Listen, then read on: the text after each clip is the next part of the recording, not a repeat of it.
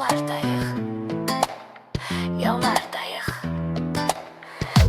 Hey, yenə yollardayıq, yanımda sən. Dünyada yansın təkcə biz gedək. Güzgüdə keçmiş, qabaqda ümid. Bu eşqi sənli sabaha bükək. Sütun içində ən gözəl nəğmə. Gözlərin danışır mənə söz demə. Yolun hər döngəsi eşqin bir dərsi. Sən mənim ruhumun ən doğma kəsi. Bas qaza, aparaq sevgini uzağa. Düşməyək bir daha qəm qüssə tuzağa. Radio çalır bizim mahnını yenə. Mən bütün yolları bağladım sənə. Sən və mən bitməyən bu yol. Ürəyim sənindir, sən sahib ol. Hey, hey, hey.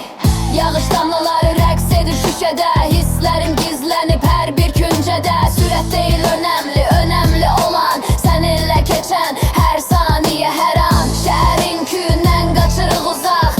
Biz öz dünyamızda gəl azad olaq. Üzün görünməsə də kölgən yetər. Səninlə hər duman itər. Mənzi fərq etməz, yanımda sən varsan. Sən mənim bitmən şirin yuxumsan. Yollar uzanır, sevgi azalmaz. Səndən başqa bu qəlbdə kimsə qalmaz.